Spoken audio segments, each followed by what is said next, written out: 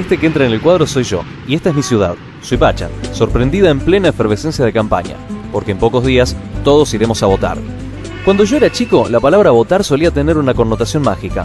No sabía muy bien qué era lo que quería decir y lo poco que fui aprendiendo en los primeros años de mi vida tampoco sumaba demasiado.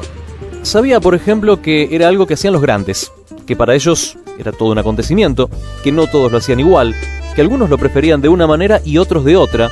Era como algo parecido al sexo, pero no recuerdo que nadie haya tenido una charla conmigo para explicarme cómo se vota, con lo que casi podría decir que era un tema más misterioso y por ende apasionante. Eran los años 80 y la democracia recién había vuelto. Le faltaba desempacar, limpiar la casa y todas esas cosas que hace uno cuando recién llega. Pero, volviendo a la palabra votar, por su sonido me sugería algo parecido a volar, o por qué no, borrar. Cuando me dejaban en la casa de algún familiar mientras iban a cumplir con esa obligación sublime, yo me imaginaba que al cerrarse la puerta se tomaban de las manos y levantaban vuelo. Pero ese sonido también parecía referirse a viajar, porque siempre había que ir a votar a algún lado. Y tenía algo de fiesta carnavalesca, con cambio de roles, porque los grandes iban a la escuela con cara de alumnos en el primer día de clases y a veces a la vuelta tenían cara de haberse equivocado en un examen o no estar seguros de haber recitado bien las tablas.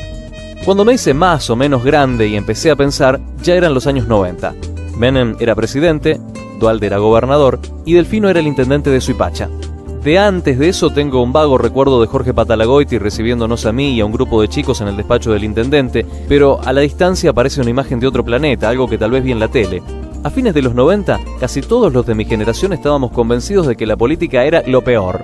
Así, a secas, lo peor. En el 2001 sentimos que por fin la realidad explotaba y nos daba la razón de una manera trágica. Y entonces todos entendimos que habíamos tocado fondo. Lo entendieron algunos políticos. Quizá otros hasta entendieron que la gente pedía que se vayan todos porque todos tenían parte de culpa en lo que pasaba. Después, ese mismo terremoto institucional se nos metió a nosotros en las cabezas. Nos dimos cuenta de que ya no podíamos esperar que otro lo hiciera. Éramos nosotros los que teníamos que empezar a cambiar las cosas. Y entendimos que la política era el modo de cambiar algo en nuestro entorno. Pero no era tan fácil. Y sigue sin ser fácil.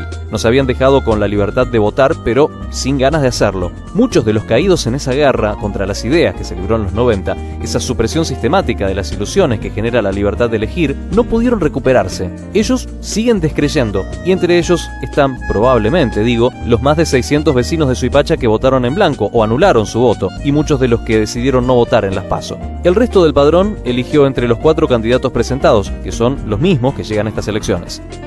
Empecé este programa hablándoles acerca de mi infancia y de los misterios que encerraba la palabra votar en aquellos años. Y mientras pensaba sobre eso, justo en esta esquina donde tantas charlas y debates de café se han originado a lo largo de los años, caí en la cuenta de que esos misterios nunca se fueron. Como todos los interrogantes de nuestra infancia, siguieron estando, aunque con diferente forma. Aunque ahora ya sé cómo es la experiencia, siempre seguirá habiendo un interrogante en cada jornada de elecciones. ¿Qué elegirá la gente? ¿En qué van a pensar cuando entren al cuarto oscuro? ¿Qué cosas van a recordar? ¿De cuáles se van a olvidar? ¿Cuánto de lo que nos prometieron será verdad? ¿Cuánto de lo que creímos será verdad?